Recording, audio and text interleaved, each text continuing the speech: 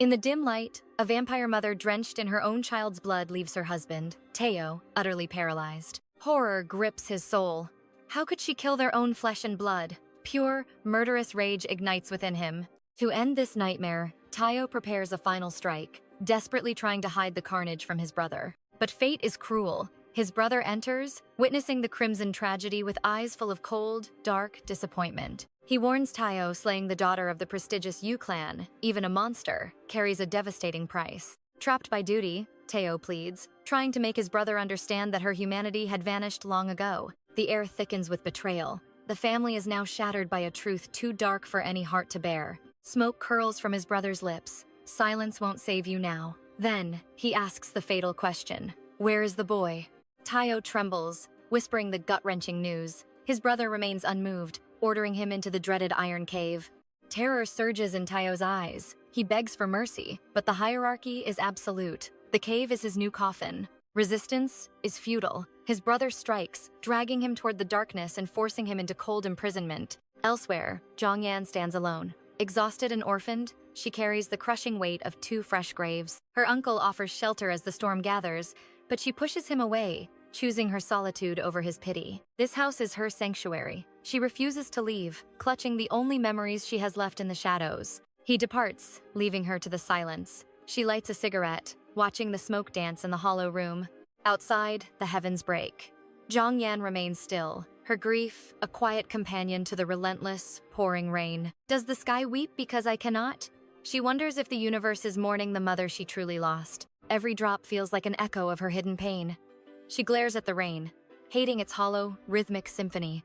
Her sorrow is a storm, mirroring the chaos outside. Meanwhile, Teo is running for his life through the deluge. He has defied his brother's orders, fleeing through the night like a wounded beast under the black sky. The Yu clan's hounds are closing in. With a shattered ankle and bleeding shoulder, he pushes past his limits. Every leap across the rooftops is a gamble with death. Pain screams, but the thirst for freedom is louder. His strength is fading as crimson stains the rain. He desperately scans the skyline for a place to hide. He crashes through a window, vanishing just as the hunters lose his scent in the cold, dark shadows. Teo hits the floor and passes out. The guards are left scratching their heads, their slippery prey gone. In her quiet sanctuary, Zhongyan drowns her grief in whiskey, the smoke thick around her lonely figure. A sudden, strange thud shatters the silence. Startled, she sets down her glass, her heart beginning to race. Thinking it's just a stray bird, she heads upstairs, unaware that fate has just breached her fortress. She finds the window open, the rain misting the floor. No bird, just a heavy, metallic scent in the air. It's the smell of blood. And there, broken and beautiful, lies a monster who will change her life forever. Across the city, the vampire underworld is in turmoil. A bloody war with the Yu clan is finally brewing. Trust is a luxury they don't have. Suspicions of a lethal trap from the Yu clan's boss fill the air. Tension is a physical weight. Jin Chong, the iron-willed beauty, voices the fears of the entire inner circle. The question of succession looms. Is Teo the next heir to the throne, or a target to be eliminated? To secure the bloodline, she proposes a political marriage with her own sister, the erratic and dangerous Chong Chong. The leader scoffs, dismissing the idea. He knows Chong Chong is a wild card, far too unstable to control. He compares her to the fallen sister-in-law, a label that ignites a lethal fire in Jin Chong's eyes. Insulted, Jin Chong's mask slips. She won't let anyone brand her family as insane without a bloody price. Razor-sharp claws erupt from her fingertips, slashing him in a flash of lethal grace. Silence follows the strike. She retracts her weapons, acting as if nothing happened, while the room trembles from her sudden, violent outburst. The meeting is over. The vampire lords disperse, the scent of fresh blood still lingering in the room. Back at his place, the leader inspects his wounds. Jin Chong only laughs, her cruelty replaced by a smirk. She mocks his pain, finding amusement in his suffering. Her mercy is as twisted as her dark love. She offers a bizarre, intimate remedy, a healing touch that blurs the line between predator and savior. He stares at her, caught between fascination and fear. This is the savage, beautiful world they inhabit. She shifts the talk to her sister's weird post-birth habits. Women in their clan lose control. His mother almost bit him. He witnessed his own birth. Such is their chaotic family legacy. The co-clan madness is legendary. Jin Chong promises she's different, but doubts remain. What if things go south with her sister? War looms ahead. A massive revelation changes the entire battlefield. Inside her home, Jiang Yan faces a literal nightmare visitor. A stranger from a dark fantasy stares her down intensely. Is this a drunken dream or a terrifying new reality? Sharp fangs gleam in the dark. The predator moves closer. Clawed fingers lift her chin. Fate has cursed them both. This isn't a silent intruder. It is a silver-tongued beast. A vampire lord with lethal, otherworldly charm stands before her. He is drenched in blood. The scent of death lingers. His hand grips her throat. He hungers for human blood. Even as a beast, he wears gold. A materialistic demon. Jiang Yan remains calm. She offers to heal his wounds. She mentions supplies downstairs. Her kindness is a sharp weapon. She breaks his grip. She commands the monster to stay. He is stunned. No human has ever defied him like this. She cleans his blood from her skin. A chilling ritual. Despite his threats, she cares for him. She suggests help. He refuses the hospital. He tells her to sleep instead. He asks the ultimate question. Are you afraid of me? She fires back. Are you a murderer? Because that is weird. She sets boundaries. Once healed, he must vanish forever. He is captivated. This woman ignores death with every breath. He senses her inner darkness. He chooses to stay silent. Sipping her drink, she thinks he is just very peculiar. Morning brings rage. He hates relying on a mere human. Enemies are hunting him. The pack is closing in fast. Paranoia sets in. Will she betray him to the killers? He searches the fridge. His hunger is reaching its limit. Only alcohol remains. He roars at her in pure frustration. She ignores his temper. She offered food last night already. He suspects a trap. Trust is a luxury he lacks. He needs blood. He needs raw strength to survive this. He demands meat. He scorns her cheap, human offerings. She snaps back. He looks like a perverted shadow standing there. She slams the door. The high-ranked monster feels totally humiliated. She emerges. He mocks her pathetic, fragile human gaze. She examines his outfit. He wears her father's old clothes. He teases her. Do you desire me? He asks boldly. They walk together. She needs no car to escape fate. He insults her. He mocks her looks and her burdens. With her plain look and zero makeup, how can he expect a swanky life? She shoots him a side-eye, but his cold comeback is brutal. She looks ready to die. Suddenly, a dog barks wildly. Jiang Yan sighs, used to this loud, daily welcome. Out of nowhere, she asks if he's ever eaten a dog. He just laughs it off. He claims eating a pup is a no-go, no matter how hungry he gets. But then, he shoots the dog a lethal glare. In an instant, the creature collapses. Jiang Yan freezes in terror as a chill runs down her spine. He grips her shoulder. With a twisted smile, he says she's lucky she is far too skinny to eat. She wonders why these monsters always see humans as mere convenient snacks. She tells herself to stay calm. If he wanted her dead, she'd be gone already. She reminds him he called her ugly. Surely she doesn't suit his refined taste. To her surprise, he actually nods.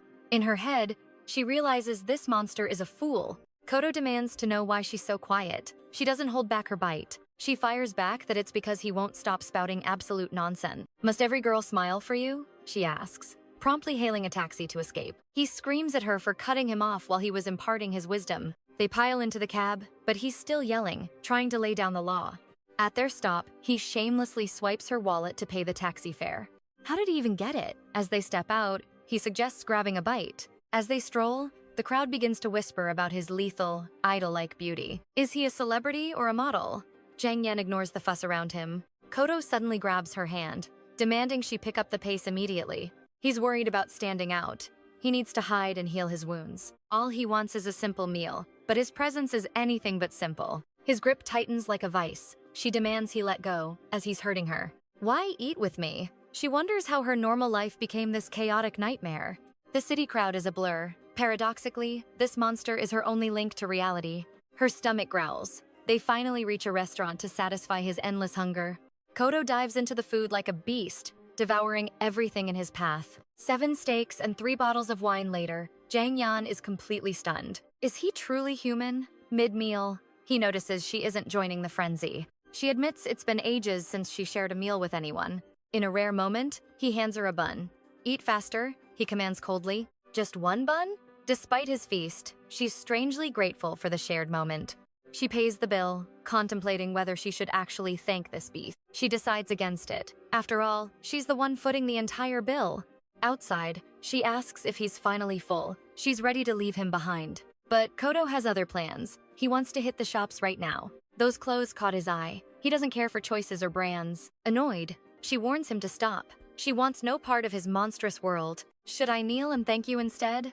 He asks with a predatory smirk. She warns him, keep it up, and you're banned from my home forever. He unexpectedly caresses her hair, claiming he's simply repaying his debt. She dismisses it. Because of him, she hates her miserable life even more. Suddenly, he grips her face, threatening to cut her tongue if she defies him. Silence falls. He leans in close, whispering that surrender is her only path to peace. Stealing her cigarette, he mocks her defiance. Then, he pulls her close by the waist. Shall we go? Later, Jiang Yan finds her fridge packed with an impossible gourmet feast. A mountain of food mocks her. Her mind is a fog, struggling with this reality. How did she return? Memories are locked behind a cold, impenetrable wall of dark static. A hazy steak dinner and a vicious argument flicker. Panic surges like ice water. She must escape. Was it hypnosis? The thought of his influence makes her skin crawl. Her apartment is changed. Designer bags are scattered like trophies of his dark obsession. The truth dawns, he hadn't just kidnapped her. He had claimed her with this splurge. Gifts bury her couch. To what extent had this monster rewritten her life overnight? Even her cigarettes are different. She stares at them, caught between fury and confusion. A refund is impossible. She's trapped in a gilded cage of his making. Resigned, she has no choice but to eat. The predator is feeding his prey. Next morning, a new box appears. Inside lies the sleekest, most expensive smartphone. A Galaxy 20? This required ID she never gave. Was she sleepwalking under his spell? The mystery thickens. She's a puppet for a man whose power defies all logic. Suddenly, the phone screams. Startled, she catches it just before it hits the floor. It's a frantic call. The voice is explosive, demanding why she's gone totally off-grid. Amidst the venting, Jiang Yan feels relief. A familiar voice is the anchor she needs. She mentions her broken phone and begs her friend to visit, facing looming trouble. Her friend agrees, bringing kimchi tomorrow. A piece of her old, normal life remains. Jiang Yan confesses she's being manipulated into forced debts. Her voice trembles with fear. I'll explain later, she whispers, urging her friend to stay safe. The connection cuts. Frustration boils. Will that ruthless monster return to claim his prize? The house feels heavy. Next day, she sweats in the garden, working until her muscles ache like a champion. Exhausted, she retreats inside. But there's still dried blood to scrub from the reading room. That devil hasn't returned. She knows his presence only brings chaos she can't escape. Her fridge, once empty, is now a high-end grocery store. The change is sickening. Gone are the days of starving. This forced luxury feels like ownership. Her mother's cancer battle haunts her. The heavy past crushes her lonely heart. Back then, 5 caregivers were barely enough. She had prayed for a merciful end. Before she spirals, a white envelope catches her eye. It's waiting on the table. Her hands shake while opening it. Cash and a note from her phantom. Sandwich sucks, it says. He moves through her home like a shadow, watching her. Elsewhere, Tak Kang recounts his bloody rise to power to a captivated Jin Chong. He speaks of instincts and saving Teo, a move that changed the underworld's destiny forever. That violence crowned him the Ko-clan's supreme leader. He looks at her coldly. Jin Chong laughs, comparing his life to a horror film without a spoiler alert. She wonders if he was too young to be king. That crown was heavy. He scoffs. His father was a coward who abandoned them at their weakest moment. Left alone before birth, his heart hardened. Now, marriage talk turns the air frigid. Enough, he snaps, tabling the talk. Jin Chong senses a deeper wound within him. Tak Kang's policy isn't just hate, it's a shield. But she has a secret too. How will the king react when he learns she's meeting his mother in secret? Their exchange is shattered as Min-jae bursts in. Boss, 50 million won has moved. Funds vanished from Teo's account without a trace. No card history. It's like he's a ghost. Going off-grid, Kang orders a deep dive for leads. Meanwhile, at Zhongyan's home, her aunt leaves, dropping parting advice. She warns Zhongyan to stay healthy and rest. One call if things get dangerous. She mentions the job search. If Zhongyan is ready to face the world, she just needs to speak. The door finally shuts. Zhongyan exhales. Hiding her habit from her aunt was a nightmare. A tightrope walk. Now, alone at last, she craves a cigarette and a moment of peace. Music on, she sinks into the sofa, but peace is shattered as Teo invades her sanctuary once more. He mocks her bright future. He praises her glowing skin. Irritated, she wonders if windows are doors. She changes the subject fast. That 10 million won sandwich debt?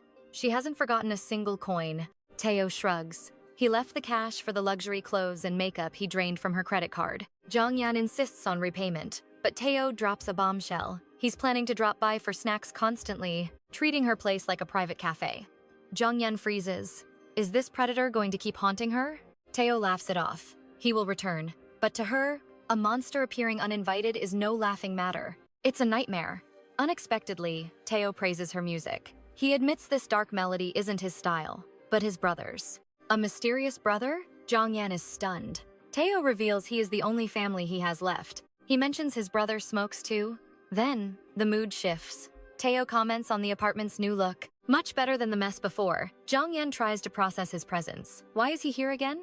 He's invading her life daily. Why is he forcing himself into her schedule? The mystery is suffocating. Asking him directly? Useless. Tae-oh is a dark enigma. He will do exactly what he wants, regardless. She must solve this herself. Suddenly, he whispers her name. The sound sends a cold shiver through her. It's like nails on glass. She snaps. How did he get her information? His reply is dangerously vague. Perhaps from their shopping trip? They go to eat. But as they sit, Jongyan draws a line. No more random visits. She finally landed a job at a magazine. She wants her normal life back. Tae-oh mocks her ambition. Does he think she's useless? She fires back, refusing to be looked down upon. He just grins. A cryptic smirk. Jongyan explains why she needs this. She can't just drift forever. She refuses to just waste away. Tae-oh, acting like a dark benefactor, offers her a mountain of cash. She rejects the money. She doesn't want his charity, but he leaves the envelope on the table anyway. He tells her to drop the act. Her stubborn pride is simply exhausting. He sees through her. Unwanted advice follows. Forget the magazine. He suggests cooking classes. Her skills in the kitchen are abysmal. That earns him her wrath. Jongyan explodes, telling him to stay out of her private business. She draws a line in the sand. Cross it, and she won't stay silent. Her patience has evaporated. Does he have no manners? Does he look down on everyone? Even if he were human, he's unbearable. She can't see him as human. Not while he meddles in her life like an obsessive, dark shadow. Tension chokes the air. Tae-oh keeps smiling, unaffected by her rage. To him, this is just a game. Retreating to her room, she realizes the truth. Their friendship was a lie. He's just playing with her. She's just a toy to him. How can she escape this twisted, supernatural bond tightening around her soul? Smoke swirls, matching her chaotic thoughts. Jongyan lights up, wondering what lies behind his predatory eyes. Is this a power trip? A complex game where he holds every card? The mystery is a nightmare. The sting of betrayal is real. How can she break free from his pull? Her mind is racing. Her phone rings. It's her uncle. A brief sanctuary from the suffocating pressure of Tae-oh's dark obsession. She hangs up, more determined. She will rely on no one.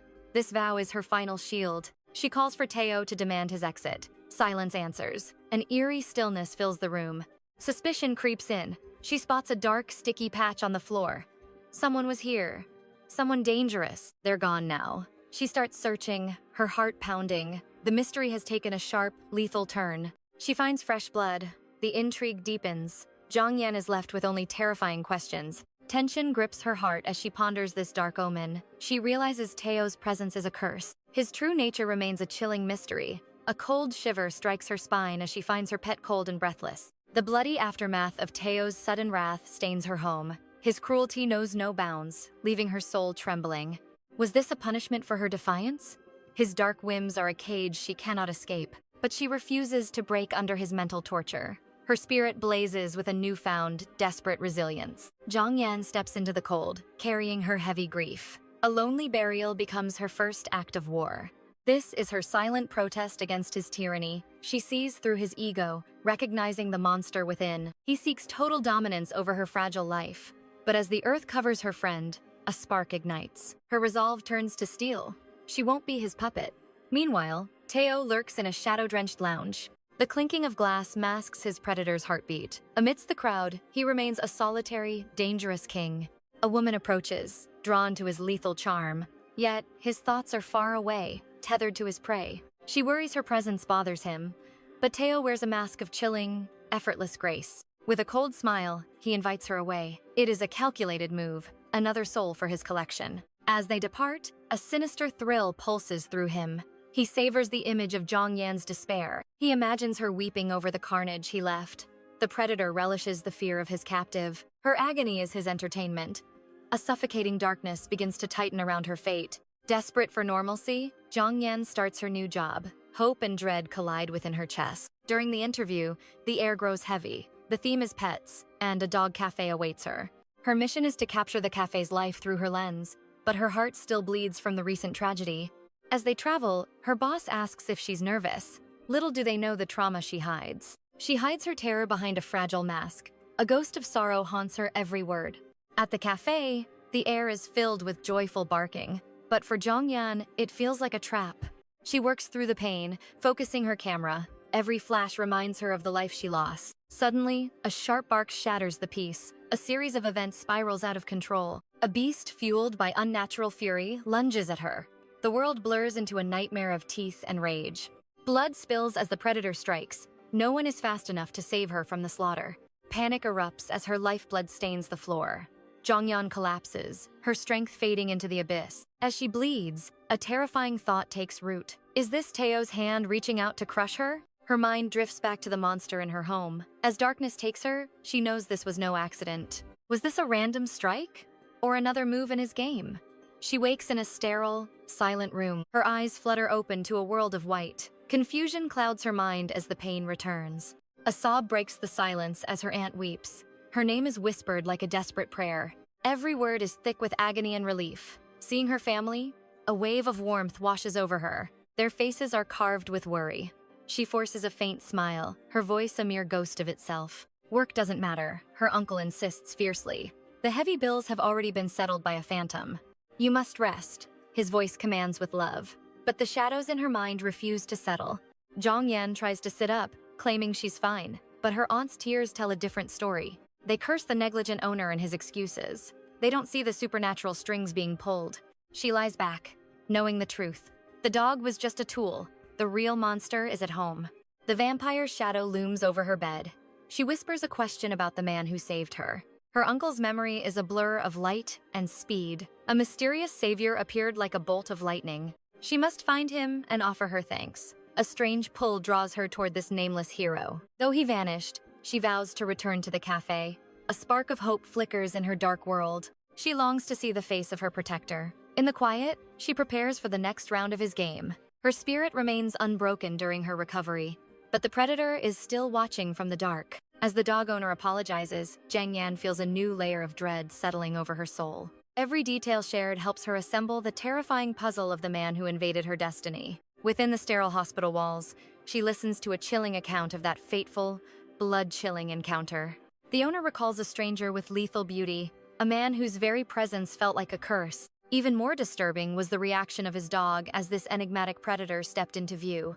A friendly creature was instantly paralyzed by primal fear, reduced to a shivering mass of pure terror. The owner is baffled, unable to comprehend why his gentle pet reacted with such desperate aggression. Why did a loyal companion bite? The answer lies in the dark aura of that mysterious stranger. As the story unfolds, a cold realization washes over Zhang, making her blood run ice cold.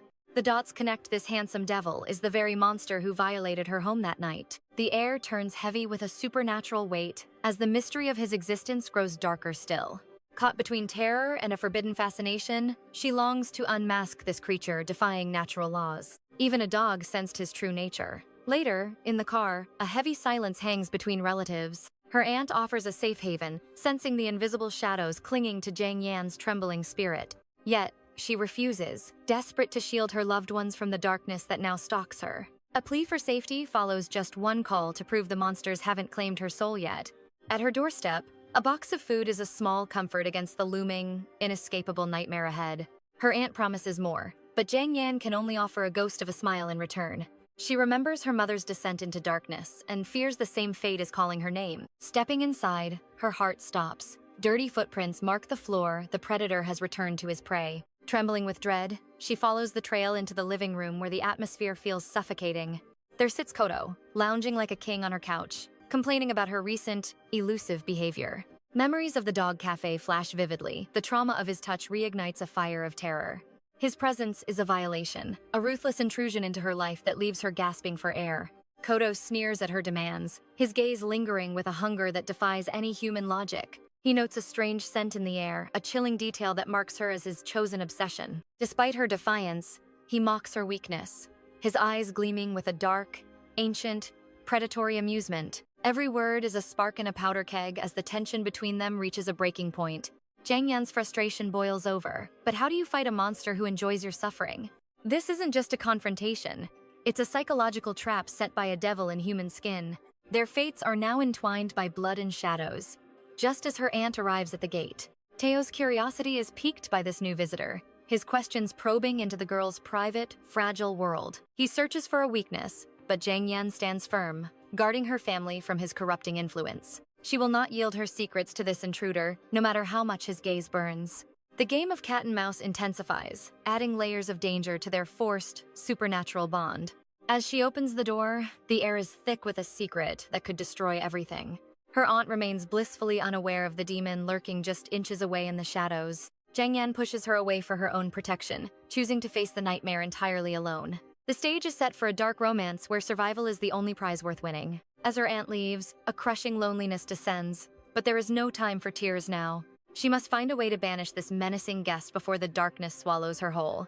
Her aunt's safety is the only thing that matters as she walks back into the lion's den. Taeho's voice cuts through the silence, mocking her pain and questioning her recent, desperate hospital stay. He laughs a sound devoid of humanity, sending a fresh wave of terror through her weary soul. Disgust and fear collide as she realizes she is trapped with a monster who finds her delightful. Faced with this monster, Zhang Yan hurls her bag in desperation, begging him to end her life. But Taeho chooses a far more sadistic cruelty, seizing her neck with a bone-crushing grip. Slammed against the wall, he demands she grovel. Yet her fierce spirit refuses to break. With burning defiance, she rejects his demand, refusing to plead for mercy from a monster.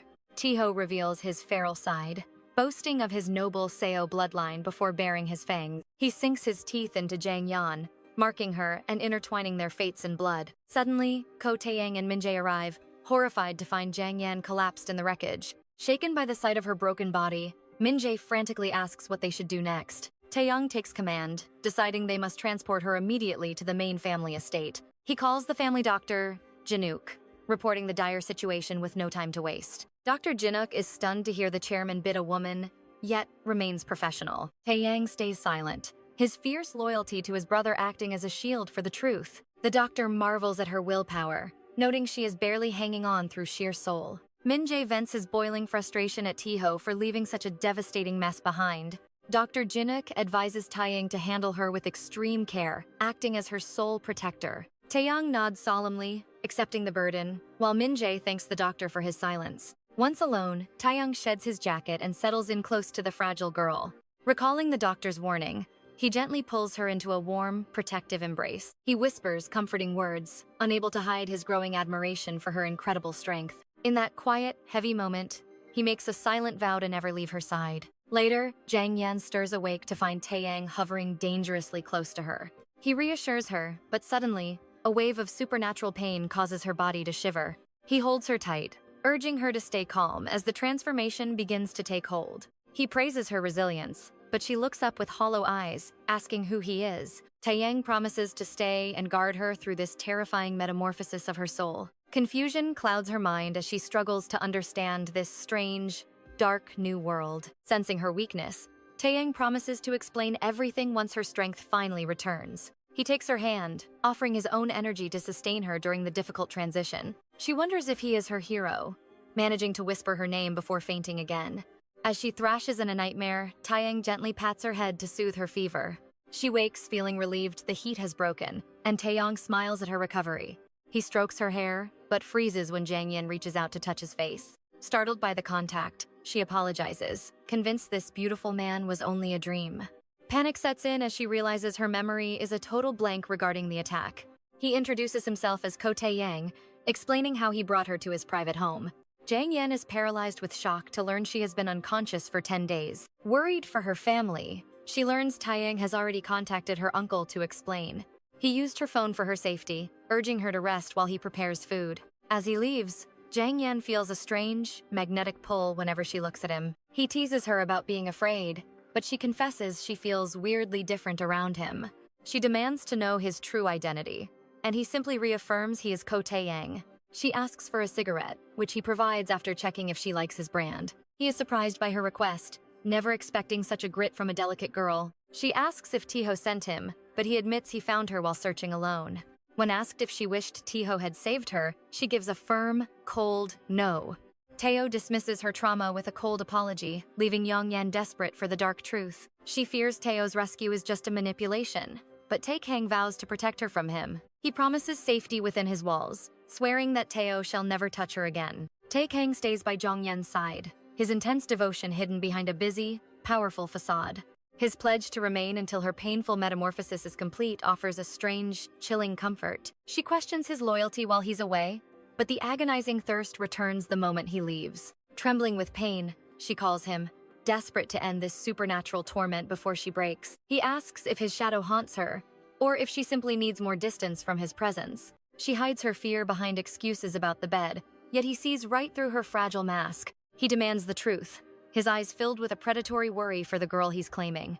Shocked by his sharp gaze, Jongyan realizes she's becoming his obsession despite her failing strength. She mocks his ancient tone, and he reveals her heart skips when she learns Taeyang is 12 years older than Taeho. He explains their eternal lifespan, leaving her stunned. She directs her burning rage at him for Taeho's sins. Even when she mocks his late rescue, he accepts the blame. Refusing his pity, she follows as they change rooms. Her legs tremble, making him ask if her new body feels alien. "Can you read my mind too?" she snaps. He gently eases her panic, promising she won't lose herself to dark hunger. He frames her transformation as a gift of power, but the thought of becoming a monster fills her with icy dread. She scoffs at his sweet lies about her inner demon, yet he gazes at her, insisting she is unlike any other. When he asks for her trust, her mind screams no. He is the brother of her tormentor, yet her heart wavers. Against her will, his presence beckons her. Is this true protection, or will he betray her just like ruthless Taeho did? "You belong to my clan now," he declares. As the head, he vows to protect her, offering a sincere, heavy apology. She explodes in fury, screaming that his apologies are worthless. He knew of the horror his brother inflicted, yet stayed silent. Agony sears through her neck, causing her to stumble. He catches her instantly, whispering for her not to push herself. Her recovery has barely begun when Menj suddenly bursts into the room, frantically calling out for the powerful Taeyang. Taeyang dismisses him instantly, pulling Jongyan into a protective embrace while softly apologizing for the sudden, chaotic intrusion. He vows to appear only when she is in peril. Internally, she wishes he were cruel, it would be easier to hate. Jongyan wanders through the Seo mansion's lush, sprawling garden, trying to find peace amidst the vibrant, emerald greenery. Her massive, luxurious quarters leave her questioning. Did Taeyang prepare this specifically for her, or is this just their standard? Though the garden is breathtaking, its overwhelming silence feels like a gilded cage, suffocating her with its haunting, tranquil beauty. Touching her hand, she finds the surgery scar gone. It is terrifying proof she is no longer human, everything has changed. She seeks a final moment of solace within the serene Seo family garden. The silence shatters as Mai appears, eyeing Jongyan's recovery. She introduces herself with a sharp, calculating glint in her eyes. With a deceptively sweet smile, Mai invites Jongyan to her private quarters, hinting at a secret too dangerous to ignore. Driven by a desperate need for answers, Jongyan follows. What dark truths will be revealed in this unexpected encounter? Heading to the chamber, Mihai smirks, mocking how Jongyan once stood at death's freezing door. Bitten and broken, Jongyan hides her trembling, claiming she has finally recovered from the vampire's curse. They enter Mihai's lair. This isn't just a home, it's a command center for supernatural secrets. The room is elegant, yet feels like a trap. Mihai flaunts her taste, weaving a web of comfort. While coffee brews, the air turns heavy. Jongyan waits, her soul bound to a dark, looming fate. Anticipation gnaws at her heart. Mihai returns, ready to unveil the truth behind their twisted world. Coffee is served. Now, they must discuss the horror of her sudden, supernatural metamorphosis. Mihai smiles, calling the curse a gift, but the mood shifts toward the ruthless master, Taeho. Why do they pity that monster? Taeho destroyed her life without feeling a single ounce of remorse. Suddenly, Mihai reveals a lawyer's card. Is this a chance for freedom or another dangerous obsession? She slides the card over. A chilling question remains. Can Jongyan truly trust her protector? Lawyer Mai begins the briefing, unveiling the Ko-clan's hidden secrets to a wary Jaeyeon. She marks the whiteboard, determined to erase the stigma of them being some twisted, dark cult. With 47 legal experts and 59 elite doctors, their influence reaches society's highest peaks. Mai scoffs at vampire labels, masking their predatory nature behind the facade of a prestigious club. She highlights Chairman Taeyoung's public profile. He's a titan of industry managing vast fortunes, a pillar of the community by day, but what about the lethal Taeo? John-yan wonders. Mai reveals his cover as a cosmetics mogul, right as Jae-yan prepares to flee this madness. The lawyer isn't finished, dropping knowledge bombs that challenge Jae-yan's sudden lack of curiosity. With a cryptic smile, she presents a book that holds secrets far more valuable than words. Inside lies emergency wealth and a network of powerful allies, from police to elite surgeons. Their immortal blood heals instantly, but for a former human like Jae-yan, recovery takes time. This treasure chest is her lifeline, ensuring she survives the brutal transition into their supernatural world. Realization dawns on Jae-yan as she asks if Taeyang endured this same dark baptism. Mai confirms it. Taeyang is the lion, the absolute sovereign who rules their ancient bloodline. A lineage spanning 1,000 years, where the family head's word is the ultimate law. Though Jae-yan doubts his authority, Mai warns her Taek is a monster disguised as a man. His mercy is for her. Taekang's mere presence can crush the souls of his enemies. Among the supernatural elite, Taeyang stands as a titan of unrivaled, terrifying physical power. As Jae-yan's world shatters, she trembles, wondering if other monsters lurk in the modern shadows. They are everywhere, Mai whispers, welcoming her to a reality where her human life is over. Congratulations are in order. She has shed her mortal limits to join the predatory clan. Meanwhile, a suffocating tension grips the house as the formidable Mr. Yu confronts Taeyang. Even the elegant So AC cannot mask the lethal undertones of a conversation dripping with daggers. Soa operates with professional grace, a master diplomat navigating the treacherous waters of family blood feuds. Taek acknowledges Mr. Yu's arrival before pivoting to the sensitive tragedy surrounding his newborn child. Accusations of betrayal fly as Mr. Yu questions Taeo's loyalty, forcing Taekang to defend him. Then comes the bombshell. Mr. Yu speaks of a sinister curse haunting the daughters of their house. A pattern of tragedy where every bride meets a gruesome end after bringing new life into the world. Taek brushes the superstition aside with cold logic, refusing to let old ghosts dictate their future. Miss Soa steps in, her voice like silk over a blade, attempting to soothe Mr. Yu's worries. She paints a picture of Taho's brief, blissful marriage, a fleeting moment of peace before the storm. But the atmosphere remains heavy, the very walls of the house closing in as secrets begin to leak. The discussion spirals into a web of family drama, casting shadows over Taeo's true intentions. Mr. Yu is relentless, baring his teeth as he admits he never truly trusted Taho's marriage. He suggests that even Ta Kae-young harbored doubts about this ill-fated, blood-soaked match. The air turns frigid when a guard reveals Taho's suspicious movements following the recent tragedy. Reports of him haunting various women's homes suggest a man desperate to evade his trackers. Seizing the moment, Mr. Yu demands total honesty, questioning if Taekang finds Taeo dependable. He exposes Taho's cowardice, a man known for weaving lies whenever the pressure becomes unbearable. The room turns into an icebox as Mr. Yu vows to hunt down the truth himself. Taeo's life hangs by a thread. If he's innocent, it's luck. If guilty, he's a dead man. A cold declaration of war. Mr. Yu warns that Taeo may soon meet a bloody end. Trapped in her room, Jae-yan watches the rain, each drop a reminder of her stolen freedom. The storm mirrors the day Taho shattered her life, fueling her hatred for this gilded cage. A week has passed, and she finally sees the truth. The clan's family warmth is a lie. Jan-yan senses the fake smiles. They aren't allies, they're shadows waiting to drag her back. She's a bird in a gilded cage, one wrong move, and the trap snaps shut. Seeking sanctuary in music, Jan-yan tries to drown out the chaos, but the silence only screams his name. Taekang haunts her every thought. She curses her heart for racing at the mention of her captor. Restless and suffocating, Yan-yan needs an escape. The walls of this palace are closing in. She reverts to an old habit to numb the edge. Stepping into the night, she seeks a moment's peace. The scent of rain mixes with Taekang's lingering aura. A dangerous curiosity pulls her toward his private sanctum. She swipes his smokes, a small act of rebellion. Surely the king of this castle won't miss a single vice. He told her to feel at home. But can a prisoner ever truly find peace in their dungeon? The storm outside mirrors her inner turmoil. Isolation is a heavy price for supernatural protection. A vision of Taekang flickers in the dark. His phantom touch burns against her lips like a brand.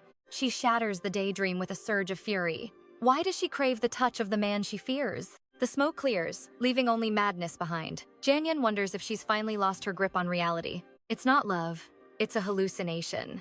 She denies the bond that is slowly tightening around her soul. Freedom or the monster? She stands at a crossroads, haunted by the man who stole her life. The memory of his touch lingers like a curse, a confusing reality where the predator becomes her only anchor.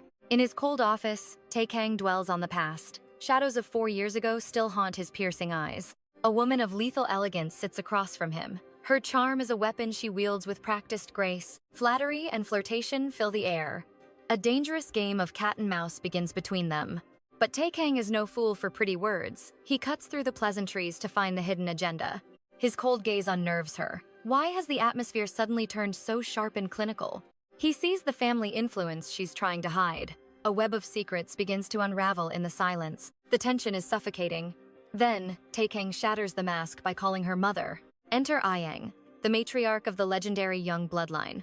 A playful spat reveals the power dynamic between mother and son. They bicker over lineage and looks.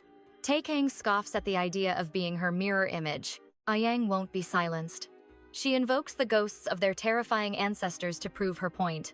The Iron Recluse, a legendary leader of old. A man who shared Tae-kang's lethal beauty and cold heart. The apple doesn't fall far from the cursed tree. She teases him about the darkness he carries in his blood. She mentions her brother, the current head of the Young family, a lineage of monsters that Tae-kang cannot escape. He is the heir to their terrifying power. Whether he accepts it or not, the throne is calling. Tae-kang demands the truth behind her cryptic tales. What game is the matriarch playing today? 𝒖💏🕋's grin is sharp as a blade. She insists that Tae-kang is the spitting image of his ruthless father. Tae-kang's jaw tightens in disgust.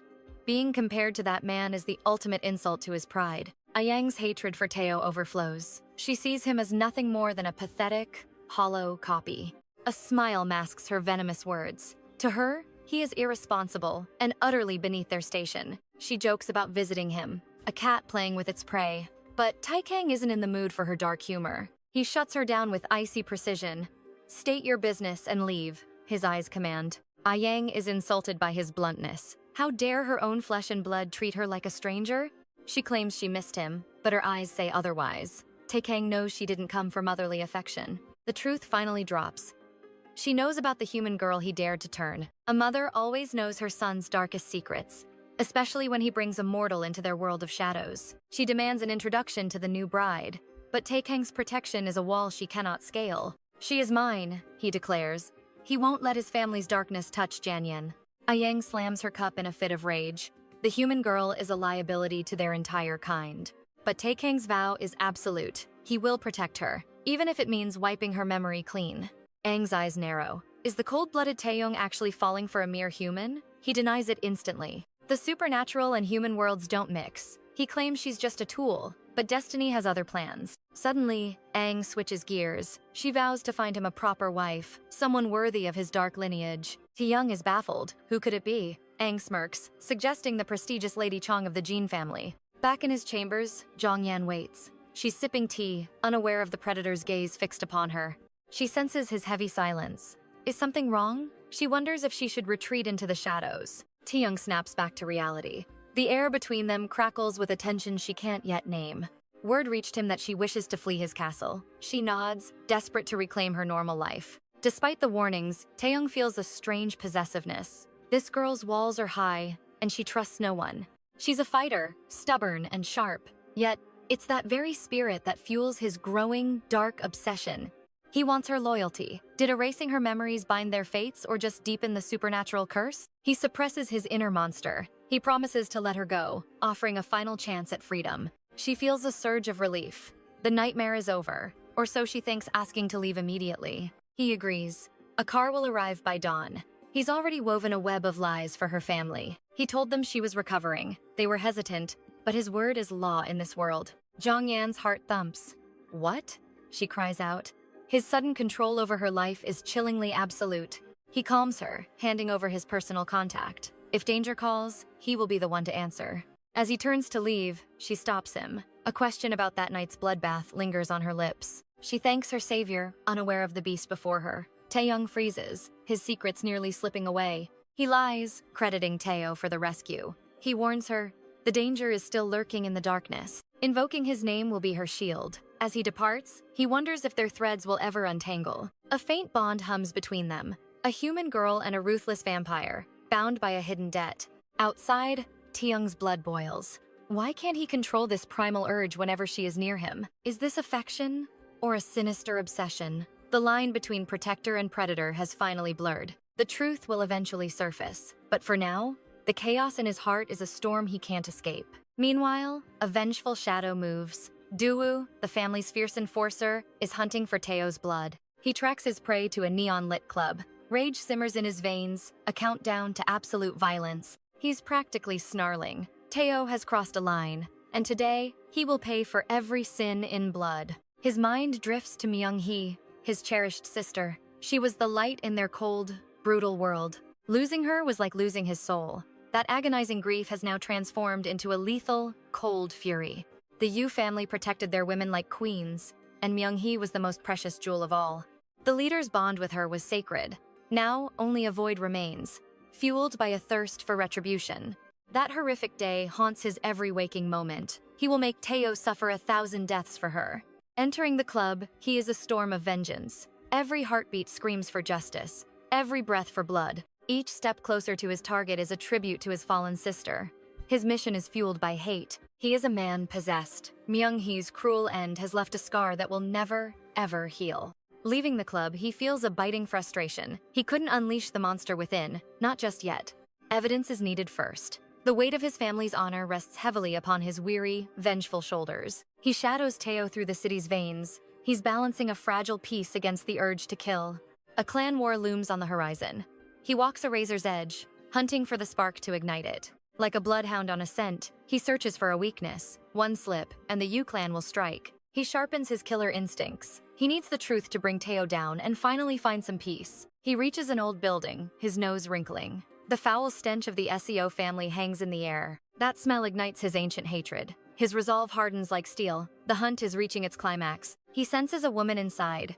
She reeks of his enemies. A dark, dangerous path opens before him. Suspicion ignites. Is this woman Taho's hidden mistress? A golden chance for revenge finally hangs ripe for the taking. One can taste the icy satisfaction of vengeance. In a dark dream, Tae-kang faces his father's lingering ghost. The atmosphere turns suffocating, exposing their fractured bond. This vision is a violent vortex of painful, bloody memories. Scars of past brutality flare up as Tae-kang finally stands his ground.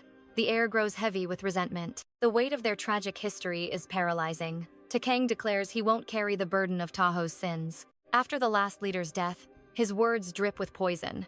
Years of buried agony finally demand a desperate closure. Unexpectedly, Tae-kang rejects the path of blood. He could have shattered their lineage, but he chooses a different fate. Avoiding the cycle of ruin, he seeks a fragile peace. He releases his father's shadow to find his own way. It's a pivotal moment of redemption within the subconscious. Yet, the dream fractures as the father refuses to vanish. Frustration boils over. Why can't his father just rest? Was the slaughter of his grandfather not enough for him? The dream decays into a nightmare. Their family's curse of violence is destined to repeat for eternity, it seems. Waking up, Tae-kang feels like a survivor of war. The howling wind outside only grates on his raw nerves. Seeking a moment of solace, he reaches for a smoke. But his drawer is empty. His cigarettes have vanished. Confusion clouds his mind as he wonders who the thief is. Then, he recalls that Jong-yan shares the habit. This shared addiction sparks a flicker of curiosity. It's a trivial detail, yet it binds them in a strange way. A faint blush creeps up as he eyes the lone cigarette left. Meanwhile, Taho is indulging in a neon-lit club. Taho is reveling with a beauty until MJ suddenly appears. The playful vibe dies instantly, replaced by a cold chill. Taho offers a greeting laced with thorns. The tension is thick. Their shared history is written in scars and silence. MJ ignores the frosty reception, unbothered by Taho's glare. He cuts through the noise with a single, sharp command. It's time to return. MJ locks eyes with Taho, sensing a familiar fire burning within that rebellious, predatory gaze. That same intensity from 10 years ago still flickers. Amidst the club's roar, Taho demands to know Tae-kang's location. MJ reveals Tae-kang is hunting alone tonight. In his mind, MJ sees Taho as a reckless child playing with fire. He's a runaway prince flirting with human prey. But MJ shatters the fantasy. The time for games has ended. The Yu family's shadow is closing in. Their argument escalates as MJ points the finger of blame at Taho. Taho snaps back, denying his guilt with growing rage. But then, MJ drops a truth that stops his heart. The Yu family believes Taho murdered his own wife, Lady Yu. but the motive is far darker than they imagine. The chairman is restless and demands Taho's immediate return. Yet, Taho refuses to be a bird in his brother's cage. Panic strikes when MJ mentions Jongyan Choi. Taho's voice trembles with a rare, desperate worry for the girl. MJ confirms she is safe under the chairman's protection. Taho lets out a dark laugh, knowing her spirit remains unbroken. But MJ's next words ignite a predatory fury. Taho snarls, demanding to know why Taekong dared to interfere. His obsession flares. Since he was the one who bit her, her life and her fate belong to him. Her soul is his property, not to be touched by others. We flash back to when Chong was only 12. Back then, her head was filled with whimsical wonders. She lived in a fairy tale of blossoming seeds and fruit. She dreamed of golden sunshine and the warmth of her father's embrace, thinking the world was a gentle place. But on one fateful spring morning, her innocent mind shifted. The colorful dreams were replaced by a darker vision. She didn't dream of knights, but of becoming the bride of a terrifying deity, a queen of the underworld. She saw herself ruling at the side of a formidable god. Now, in the present, she sits with Young. Known as Taekang's mother, they share tea and secrets. They laugh together, momentarily escaping the looming family shadows. Young sighs, wishing Taekang could join their peaceful gathering, but the weight of his duties has him suffocating. He's drowning in work, barely catching a breath. She vows to bring him along once the chaos finally subsides. Chong then drops a bombshell of her own. She's been tracking Taho's recent, scandalous movements very closely. Rumor says Lady Yu was a paragon of virtue, a perfect wife, yet perhaps too fragile for this family. Chong wonders if she simply lacked the power to survive the Ku family's madness and internal warfare. What truly shocks her is that Taho wed before his elder brother. The family hierarchy has been completely upended. As the steam rises from their tea, Young begins to play a dangerous game of what if in her mind. Perhaps she and Taeyang should have crossed that line already, regardless of the predators lurking nearby. Within their twisted circle, Young tests Chong, asking how she would handle a wild card like Teo. Chong's gaze glints with lethal mischief as she weighs her duty to the clan's sacred hierarchy. If pushed, she'd take a ruthless path, capturing the troublemaker to hand him over to the elders. Sipping her tea, Young notes the icy aura Chong radiates whenever Teo's name is spoken. To her, Teo is a mere stain on their bloodline, a nuisance rather than true family. Young muses that Taeyang might find this cold assessment hard to swallow, given his brotherly ties. Despite his brother's chaos, Taeyang's loyalty runs deep, but Chong merely wears a confident, sharp smirk. She's certain that, once she's his wife, Taeyang will value her far above any stray sibling. Suddenly, the air thickens as Young drops a devastating bombshell. Rumors of another woman in Taeyang's life. Chong's world fractures as she slams her hand down, her eyes burning with a mix of shock. She trembles, wondering if this mystery rival has already been promised the crown she so desperately craves. Young offers a chillingly calm smile, urging her to relax because the rival is merely a human. Relief washes over her. Surely no mere mortal could ever compete with the sheer power of her blood. She scolds Young for the cruel jest, though her heart still hammers against her ribs in silent fear. Young laughs, finding the girl's desperation far too amusing to ignore while she plots the next move. With Teo's madness rising, the elders will surely force Taeyang's hand to ensure a powerful, royal union. He'll have no choice but to marry her, fulfilling the dark obsession Chong has harbored for years. Ever since he reached manhood, she's dreamed of owning him, a fixation blooming into a dangerous, spiraling need. Destined to be his queen, she basks in Young's approval, sensing the gears of fate finally turning. This fierce, unwavering arrogance is exactly why Young chose her to stand beside the clan's future leader. Beneath her royal grace lies a terrifying tenacity that could swallow the entire family whole if provoked. Thrown into a den of vipers, Chong didn't just survive. She crushed every rival to claim the throne. She is a true apex predator, the only one capable of navigating the bloody tides of the family. Her power will only swell from here, solidifying her status as the ultimate matron of their dark lineage. No other woman possesses the sheer grit to match her, yet a shadow of doubt remains. Taeyang. How will her son react when his world collides with this destiny? Young watches with predatory curiosity. Can he truly protect his human pet once the clan unearths her? Meanwhile, in Jongyan's lonely room, she exhales a plume of smoke, staring at her own hands as if they belong to a stranger. Alcohol no longer burns. Hunger no longer bites. Her body has become an eerie, unfeeling fortress of solitude. She's become a hollow vessel, stripped of the messy, vibrant sensations that once defined her human life. 6 in the morning, The sun begins to crawl, yet sleep remains a distant, forgotten luxury for her. Fatigue is gone, replaced by a cold, perpetual clarity that makes every passing second feel like an eternity. Her days stretch into infinite shadows. This newfound freedom feels more like a gilded cage of isolation. After her father's death, a void opened within her, a fracture where her very soul began to leak. She is a ghost in her own skin, the essence of her humanity slipping away into the darkness. A soul-deep emptiness lingers until the sudden, haunting creak of her door shatters the heavy silence. Seo-kyung steps from the shadows, his voice a velvety caress reminding her of the vow they shared. She calls his name, her heart racing, wondering if the man who changed her is truly standing there. But it's a cruel trick, a ghostly hallucination born from a mind fractured by his supernatural presence. Why does she ache for the man she tried to flee? He called these visions a psychic imprint. Reborn through his dark essence, she's tethered to him by a forced, supernatural bond she cannot sever. A parasitic dependency disguised as closeness. Is she truly just a creature drawn to its master's light? Like a fledgling imprinted on a predator, she struggles to decipher the tangled web of their shared fate. This obsession defies words. The harder she tries to erase him, the deeper his mark burns her soul. Her thoughts of him grow vivid. A primal beast begins to stir. Within her fragile subconscious, Taho never truly frightened her. She even invited his chaos into her once peaceful sanctuary. She slams her hand down, realizing she only let him in to escape her crushing loneliness. All she ever wanted was presence, someone to stand by her amidst the suffocating silence. It was a soul-shattering solitude. Not even a brush with death could break its cold grip. Back then, any soul would do, but the void has changed. Now, she yearns for only one. Her heart demands Takin alone. She recalls the moment he questioned if her fate had truly shifted. She was once a hollow shell, a lifeless existence merely waiting for the inevitable end to come. It was never like that, she screams. Tears fall as she admits her desperate desire to survive. She cannot return to the dark, not after tasting his warmth and the sweetness of his embrace. An insatiable hunger consumes her. She craves his touch, a physical anchor for her soul. She needs him more than ever. Meanwhile, in the Kang residence, silence hangs heavy in the air.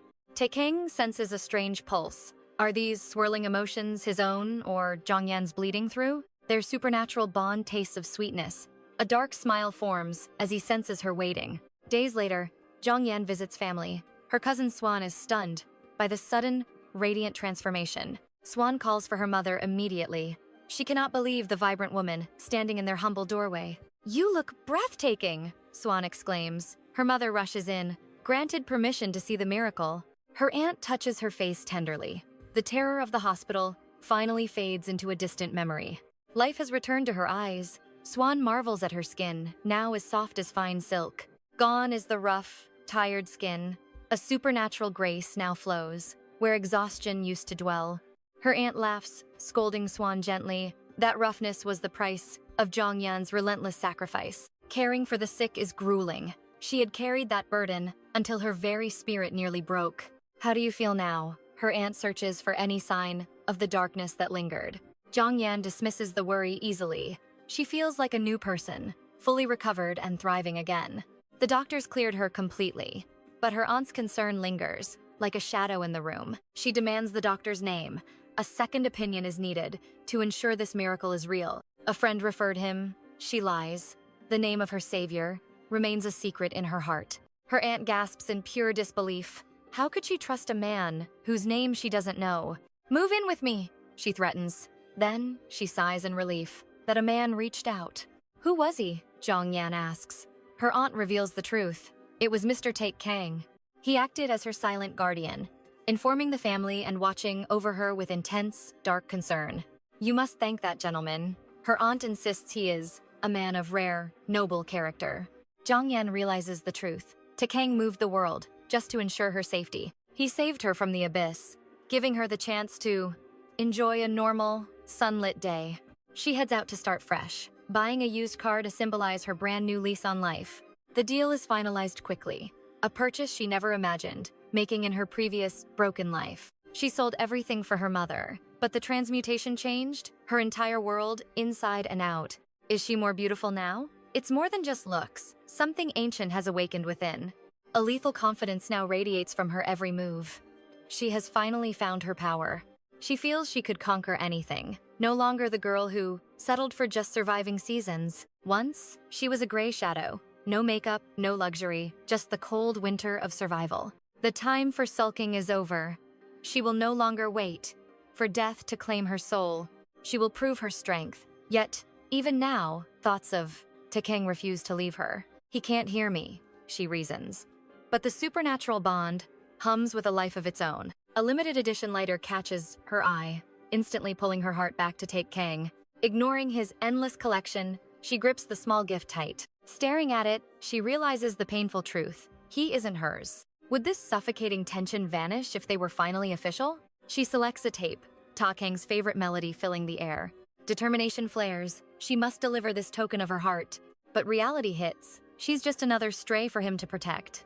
Driving through the midnight gloom, exhaustion begins to weigh her down. Suddenly, a figure appears. A strange man blocks her path. This man isn't human.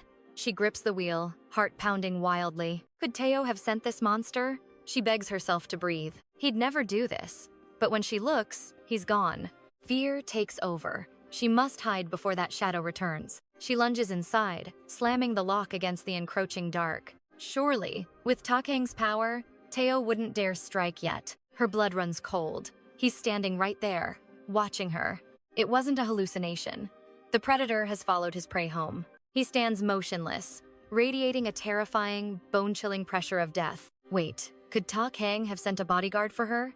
Perhaps this man brings news of her protector's hidden moves. Stepping out, she meets a gaze filled with icy, murderous intent. He's even more terrifying up close, a true monster's presence. Swallowing her fear, she dares to speak into the freezing air. "You aren't from around here, are you?" she asks bravely. He scoffs. A human wouldn't dare approach a beast like him. Ignoring his insult, she asks how long he intends to linger. He freezes. Her home reeks of Teo's unmistakable, dark scent. But wait, another scent lingers. The blood of another clan? Is she not Teo's possession? Confusion clouds the tracer's mind. Finally, he demands the truth. "Do you know that monster, Teo?" She smiles secretly. He must be Taekang's hidden messenger. Teo is gone. "Come in for a meal," she invites warmly. Detecting the Ko family's aura, he realizes this is his chance. To uncover the mystery, he must step into her lion's den. What secrets lie hidden within these walls? He enters the trap. He prowls the room, finding her utterly mundane. Except that scent.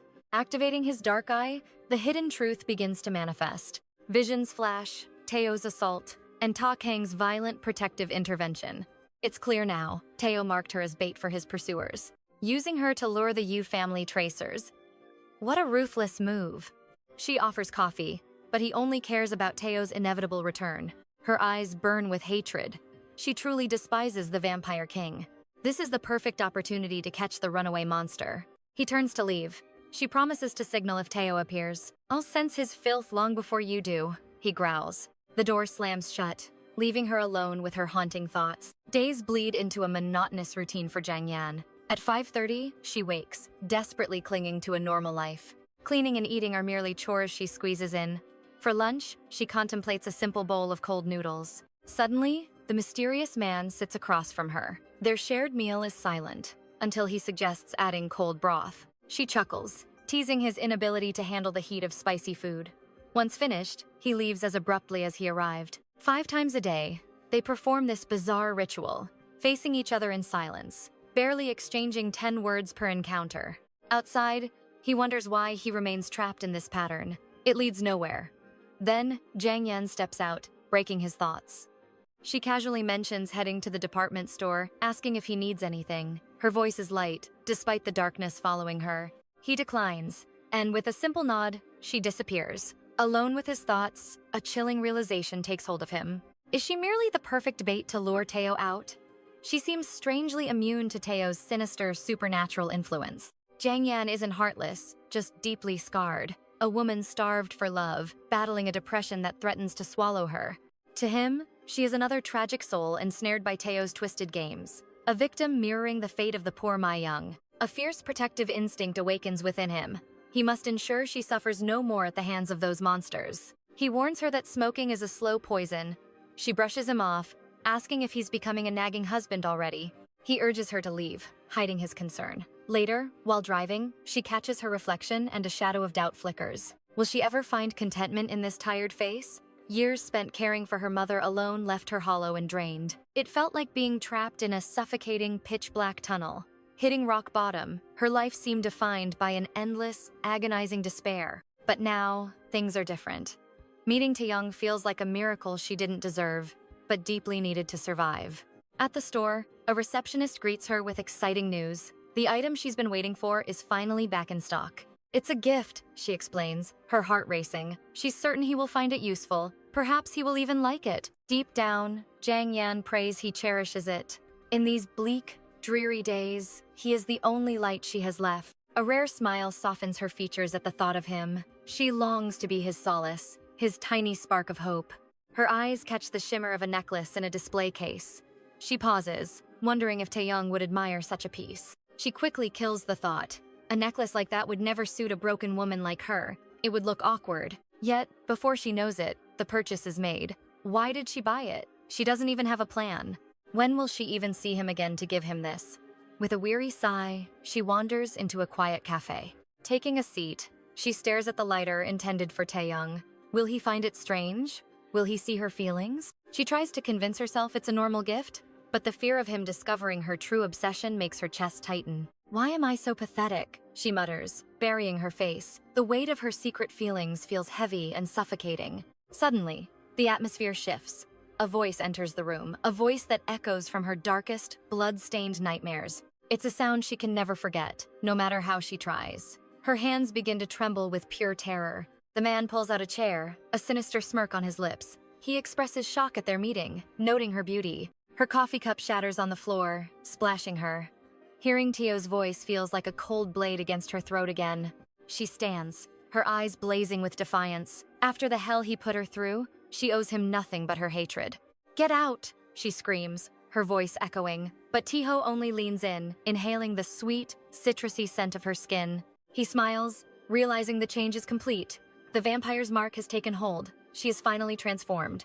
"Why the anger?" he asks smoothly, his eyes flashing. He insists she shouldn't mind the bite. It was a necessary sacrifice. "Necessary?" she repeats, her mind reeling. He only smiles, asking if she's finally adjusted to her new, dark reality. "You need to be more flexible," he whispers. In her mind, she curses the monster who dragged her across death's threshold. Taeho reaches out, his cold fingers brushing her hand. He suggests they share a meal, acting as if nothing happened. She recoils in disgust, snatching her hand away. "Don't you dare touch me," she hisses, her voice dripping with venom. He sighs, complaining that his kindness is wasted. Ignoring her desperate protests, he suddenly grabs her by the waist. He lifts her like she's nothing, carrying her off. "Why are you so difficult?" he asks with a dark, mocking laugh. She retaliates, her fist connecting hard with his jaw. "I'd rather die 1,000 times than be nice to you." Taeho's expression darkens as he growls her name. "Know your limits, little bird," he warns, eyes glowing with ruthless desire. She pushes him away with every ounce of her strength. "I have nothing to say to you. Stop wasting my time. Why waste breath on a monster?" He grips her wrist like a vice. "You're not leaving," he growls. Ignoring her frantic pleas, he looms closer. Her bag spills, and a hidden gift tumbles out. Taeho sneers, picking up the small parcel. "A present? For another man?" she screams, desperate for its return. "It is not for trash like you." She strikes his knee, but he only draws closer. The air thickens with predatory intent. He catches her scent, and his gaze shifts. "What is this smell?" he whispers, obsessed. "Are you mine now?" Disbelief washes over her like ice water. "You are insane!" she shouts, recoiling. Her skin crawls with fear. Agitation flares in his eyes as he demands a denial. "Tell me I am wrong," he pleads, voice full of madness. His fingers tighten around her throat. Is he going to bite again? Suddenly, his lips crash against hers. He kisses her forcefully, then inhales her scent. "What are you doing?" she cries, struggling to break free. "I need to know why you smell like this." Terror grips her as she screams for help. "Police! Someone help!" "Be quiet," he snaps, pinning her down. "No one is coming for you here. Just submit." Inside, she is screaming for her real savior. Not this nightmare, but the one who truly cares. "Do not touch me!" she shrieks. Suddenly, a ring of mystical fire erupts. Taeho recoils in shock. It is the untouchable band, a powerful restriction, an absolute seal designed to protect the weak. She collapses, gasping for air on her knees. Taeho watches, realizing she is the one who pushed him back. "Shut up," she spits, refusing to hear his lies. He reaches out again, but a shadow intervenes. "Dawon, you appears like a vengeful ghost." With a single strike, he blasts Taeho away. "Jongyan, are you hurt? How did he find her?" Dawon, you drapes his jacket over her shivering frame. "Run, it is too dangerous here." Taeho chuckles, a dark smile dancing on his lips. "How lucky. I finally have a message to deliver." "Stand up, family dog." Taeho sneers. He looks at Dawon with pure, aristocratic contempt. "Go now." Dawon commands Jongyan. "Do not forget, you are my only mission." She turns and flees. Fighting a member of the SA family is suicide, especially while trying to shield a fragile human. The clash is brutal and swift. Taeho's supernatural speed quickly overwhelms Dawon's defenses. Dawon falls, battered and broken. "I am talking to her," Taeho spits. "I do not play with mutts." "Stop it," Jongyan cries, halting her escape. "Watch closely," Taeho whispers. "I will make you crave me." She covers her mouth in horror. Dawon is fighting for his last breath. She has to act. "Run, Jongyan," Dawon wheezes out. "Do not let this monster cage you or kill you. Keep looking and I will gouge your eyes out."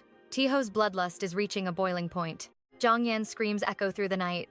"Do you love this dog more than me?" Taeho seethes. In a desperate move, Dawon bites Taeho's face. The vampire howls in rage.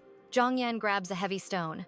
She hurls the rock with all her might. Dawon lies motionless on the cold ground. Panic sets in. She remembers the hand Taeho severed before. "Help!" she screams into the empty, indifferent night. Taeho has vanished, but the race's aura lingers. They are trapped in this supernatural nightmare. "Stay focused," she tells her racing heart. If no humans can see them, she will call the monsters. She grips Dawon's hand, a silent vow forming. "I will not give up on you," she whispers. From the shadows, Taeho watches her devotion. "You choose that dog over me?" he mutters. "Stop hurting people!" she roars at the darkness. Taeho's obsession only deepens with every rejection. Why his brother? Why not him? "You were mine the moment I found you." Jongyan cuts through his delusions with ice. "I loathe everything you are," she declares. "Your actions, they make my skin crawl." But the vampire remains blind to his own cruelty. He sends mixed signals, a toxic dance of pain. Her frustration boils over into pure hatred. How can he be so oblivious to her disgust? His claims of ownership are nothing but madness. She refuses to be a damsel in distress. She wants a life free from these supernatural chains. His lack of self-awareness is truly terrifying.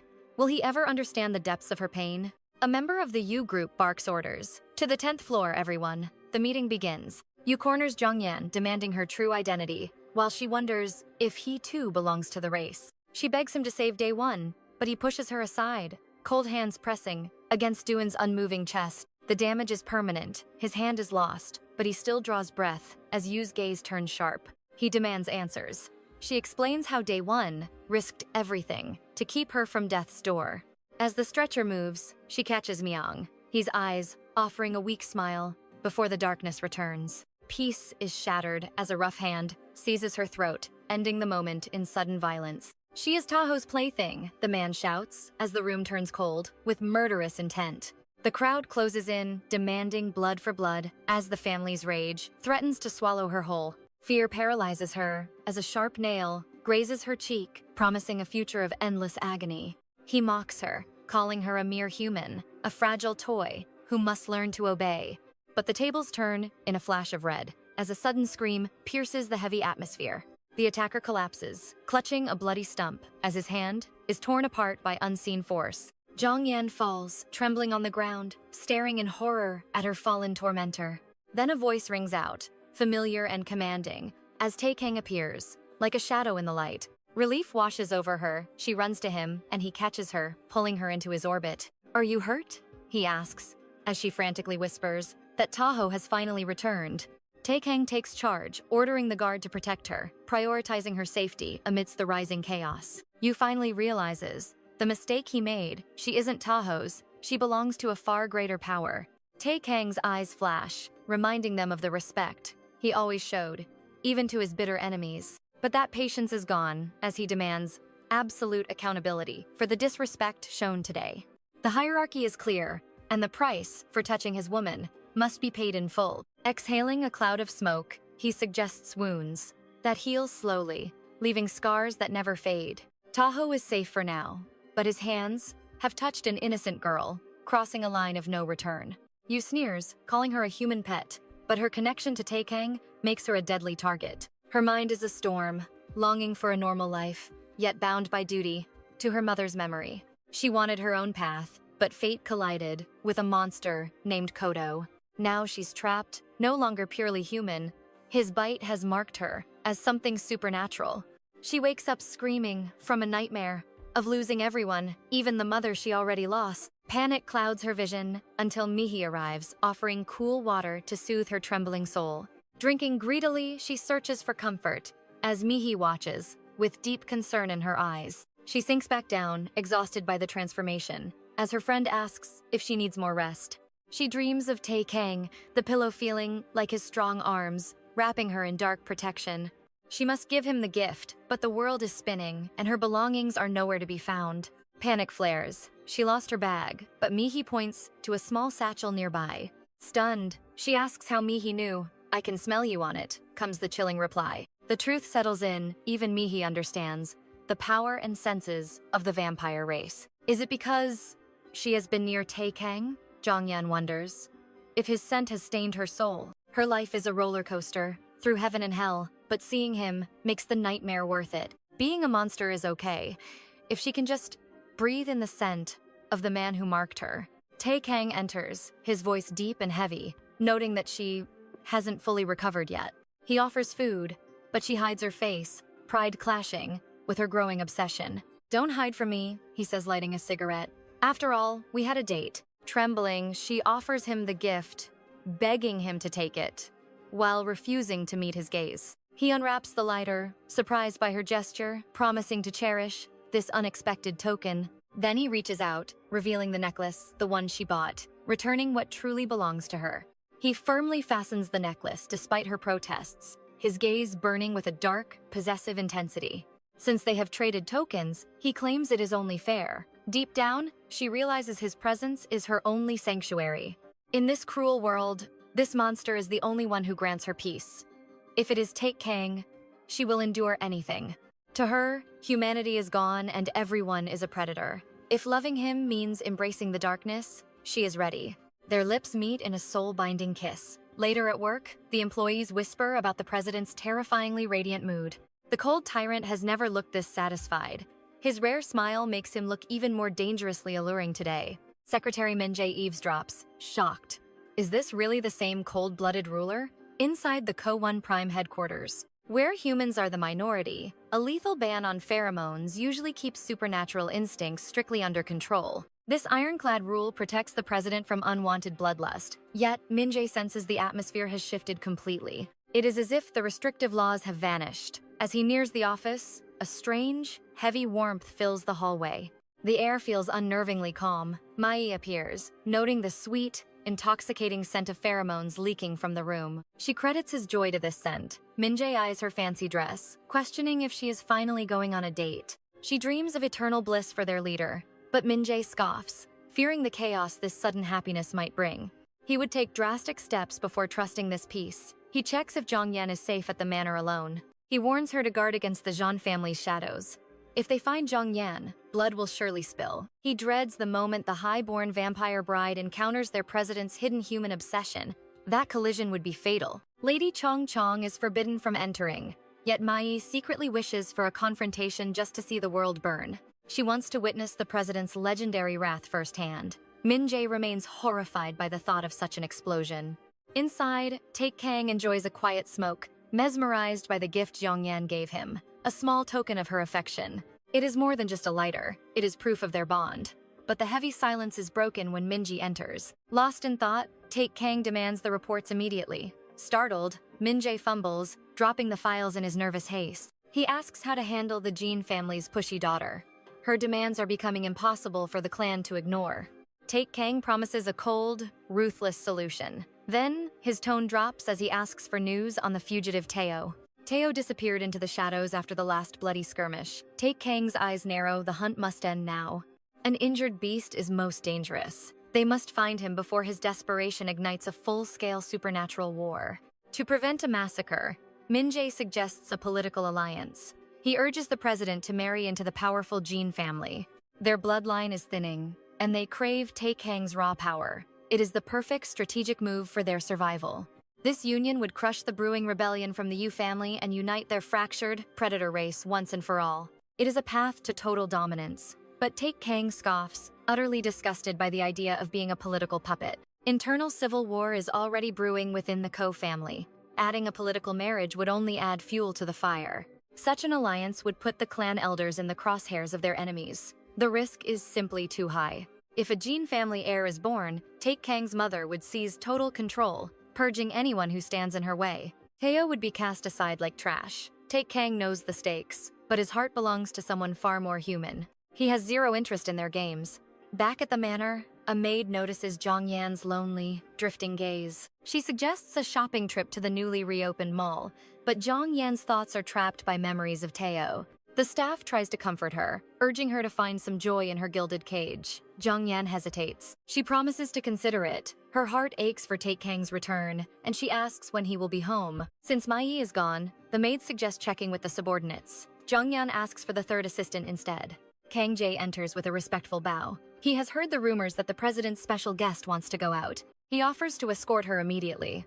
Though she declines, he reveals it is an absolute command from Tae-Kang himself. To Tae-Kang, she is the most vital person in the world. Realizing she needs a new wardrobe, she agrees. Instead of a common mall, he leads her to an exclusive, high-end boutique, frequented only by the elite inner circle. Once the shopping spree ends, Kang Jae prepares to settle the bill. Jongyan reaches for her wallet, feeling awkward. He stops her, explaining that these luxury halls belong to their race. Family members never pay with mere paper money. They board the car to head back to the vampire stronghold. Jongyan wonders about the true price of this life. Within the Go family's vast estates, one sacred place stands above all the ominous hall. A cold sweat breaks as the truth emerges. Tae-Kang is expected to wed immediately. This union is a blood debt to the family's survival, a dark omen of what's to come. Hearing the bride enters the hall today, Jongyan's heart shatters into jagged, cold pieces. He mended her shattered world, yet their stolen kiss was nothing but a fleeting illusion. To him, she was a ghost. Returning home, she faces the very man haunting her soul. Tae-Kang's piercing gaze reads her sorrow, demanding to know the secrets behind her tears. She whispers a melody of the moon. He smiles, but behind that mask, danger lurks. Why does he play these cruel games? With a fiancé waiting, he still pulls her close. He makes her feel like a small, fragile toy, yet his warmth is a lethal addiction. When asked of songs, he claims to forget every lyric, living only for the present moment. A man of no hobbies, only dark desires, she probes deeper into his cold, empty heart. He admits he likes the lunar tune, and she dares him to sing it for her. Rumors say his voice is hypnotic. He leans in, asking if his sound truly captivates her. Behind that ruthless, predatory exterior, she has glimpsed a softness meant only for her eyes. A secret version of Tae-Kang exists, a man no one else in this world knows. Obsession blooms. She craves to peel back his layers and devour every hidden truth he hides. Forgetting him is impossible now. No matter the cost, she will claim what her heart desires. Stepping down into the lion's den, Jongyan is fueled by a mix of terror and resolve. Within his dark mansion, she wonders if she's just another victim or his ultimate obsession. Shadowy figures emerge from the gloom, their presence radiating an unnatural, lethal chill. Are these his kin? As she passes, a chilling whisper snakes through the silent air. They recognize her, the human who survived the bite, a miracle not seen in a century. Yet, some sneer in the shadows, unimpressed by her fragile, mortal blood and lingering humanity. A human cannot carry their legacy. They wonder why their master obsesses over such a weakling. But Tae-Kang chose her. He spilled his own essence to trigger her rare, supernatural awakening. The future is a storm cloud, especially with the Jin family's arrival looming over them all. The Jin princess is a nightmare in silk, a formidable force coming to claim her throne. They bet that Tae-Kang will discard his human pet once the true princess arrives. Tae-Kang watches from above. Like a wild animal, she has walked straight into his trap. The threads of fate have tightened into a suffocating web. Will she still crave him now? Between her fear and his greed, he wonders if those radiant eyes will still choose him. His dark thoughts are broken by a voice. Chong Chong has returned to claim her prize. She greets him with a plastic smile and a honey that drips with fake affection. Tae-Kang recoils, his voice like ice as he forbids her from using such intimate words. He maintains a cold distance, offering nothing but a formal tea and a sharp, observant gaze. Lord Tae-kang, she purrs, marking their first official meeting with a dangerous, royal formality. He tries to set boundaries, but she insists on calling him her future husband. She silences his protests, her eyes flashing with the arrogance of a predator's true mate. She is no longer a child. She stands before him as a woman, his destined fiancée. Rumors of his human girl don't scare her. Even his touch on another won't stop her. She claims her love is a bottomless abyss, willing to endure anything to possess his soul. She dares to speak of bearing his children, but Tae-kang rises with a deadly chill. That human is barren to our kind, she screams, mocking Jongyan's fragile, mortal nature. Tae-kang's aura explodes. Her name does not belong in your mouth, he warns with lethal intent. If she interferes, that human dies. Tae-kang warns her with a lethal gaze. Don't act reckless regarding Jongyan.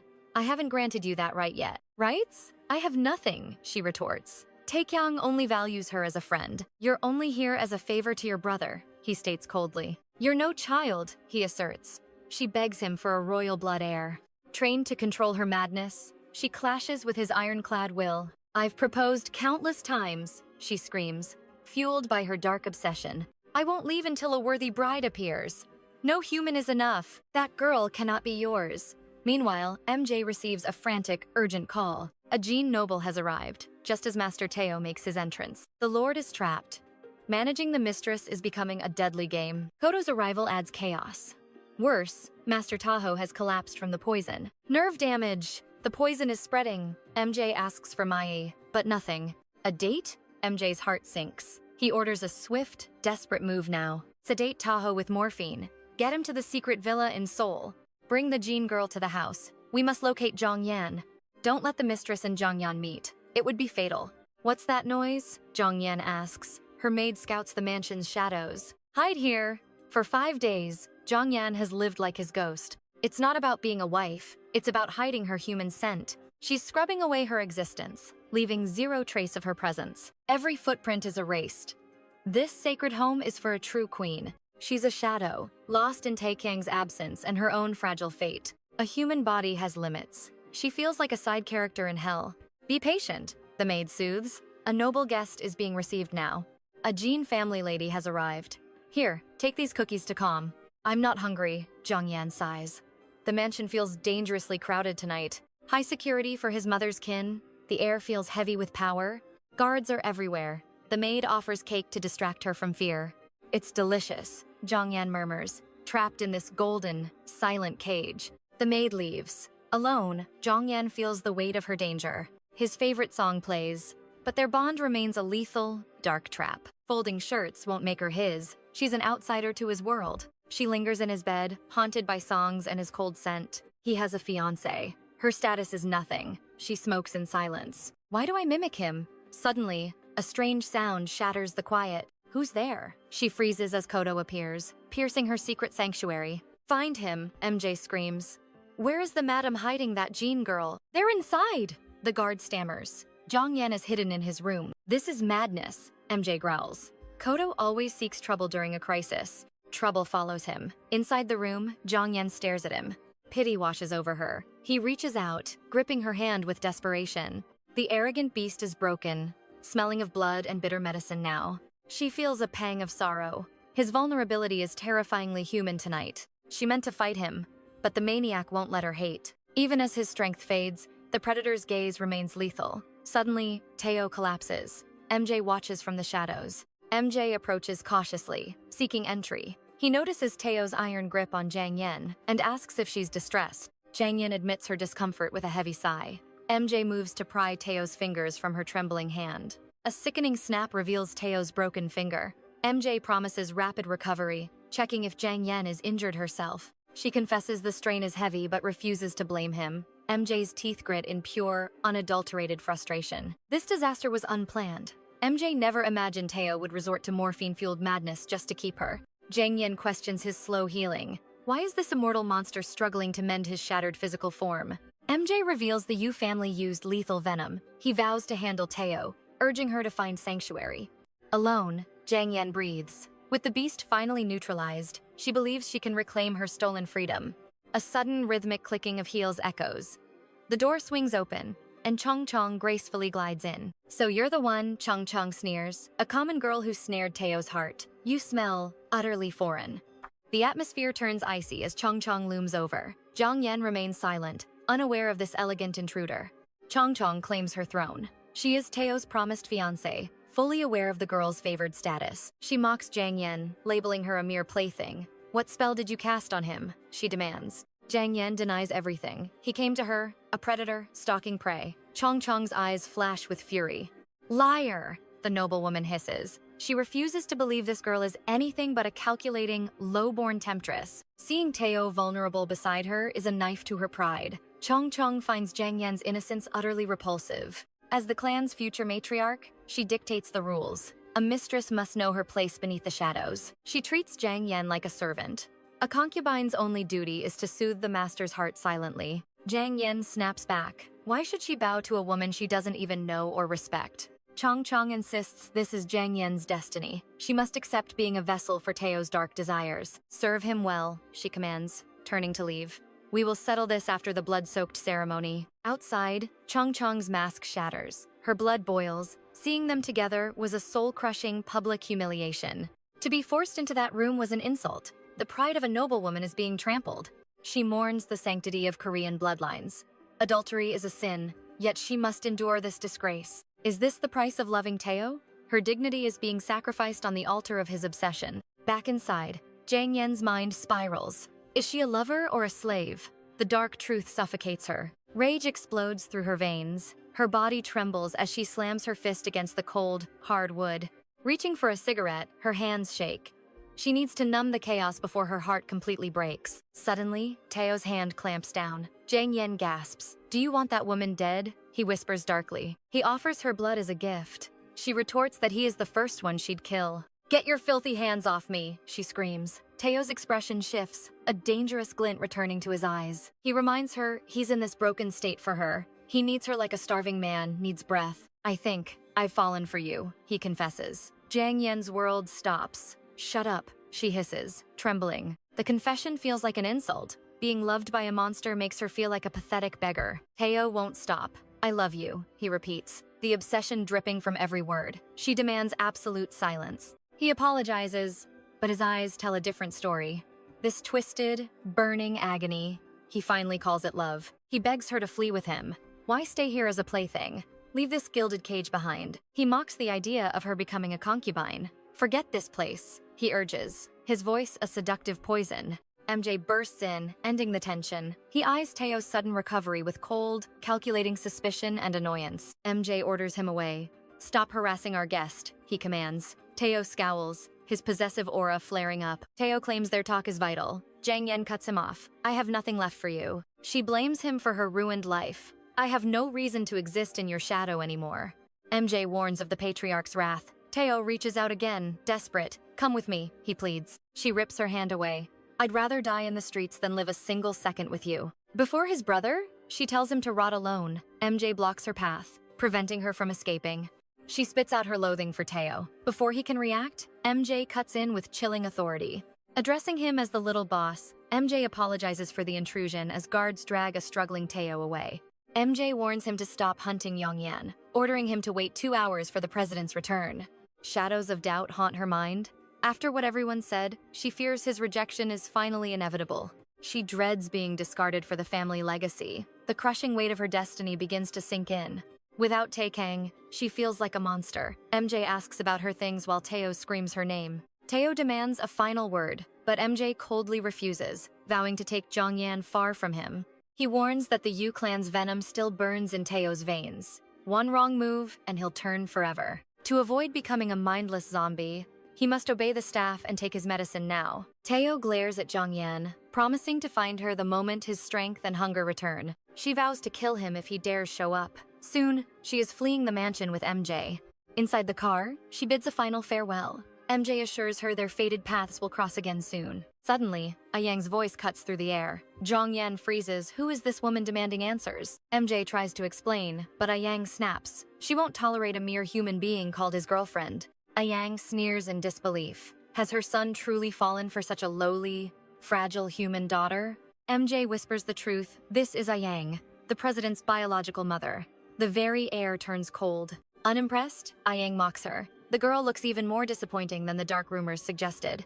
Jongyan bows respectfully, but 𝒂💏 dismisses her. She'll forget her name once this fling ends. Seeing them together, 𝒂💏 scoffs. Does this girl think she can handle her son's lethal obsession? She recognizes Tae-Kang's predatory possessiveness. When a son's hunger peaks, no parent can intervene.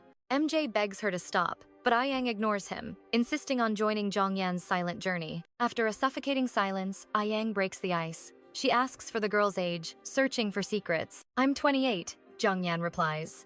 𝒂💏 then asks if she indulges in the dark habit of smoking. A surprising bond forms. Tae-Kang shares that same vice, a common thread in their tangled lives. 𝒂💏 drops a bombshell. Does she know Tae-Kang has a fiancé? Jongyan's nod confirms the truth. Normally, 𝒂💏 would demand she quit, but now, even the cold matriarch is left utterly speechless. She knows Tae-Kang's hunger. He won't let go. His ambition and obsession hide behind a mask. He'll do anything to claim her. Jongyan trembles. Is his obsession truly that deep? 𝒂💏 nods firmly. Jongyan can't believe it. Tae-Kang doesn't seem like the type to be consumed by madness. 𝒂💏 insists she's certain. They share the same blood and predatory instincts. She knows his heart. The lady's words echo in Jongyan's mind. A terrifying truth begins to take shape. She recalls the secret the man thought to be the grandfather was actually the real father, Choi Min-hyuk. 𝒂💏 watches her, noting how the patriarch resembles the violent spirit of Choi Min-hyuk. Given Min-hyuk's bloodthirsty nature, a sudden death wouldn't be shocking. The cycle is haunting. Yet, the true protagonist of this tragedy is Jongyan. 𝒂💏 reaches out, touching her hand gently. She can't support her, but she won't fight her either. Loving her son is a dangerous game. She thanks Jongyan for tending to her baby. Meanwhile, Tae-Kang returns to his empty fortress. He demands to know where she went. MJ explains that Jongyan has chosen to leave forever. Guilt stabs at Tae-Kang. He realizes she met both the rival family and his mother. He asks about Taeyo's state. MJ confirms he's alive, his wounds closing despite the chaotic storm. Tae-Kang sighs. The board is set for Taeyo's return. The pieces of fate move alone. Craving more dark romance? Drop a comment, like, share, and subscribe to our Immortal Coven. See you soon.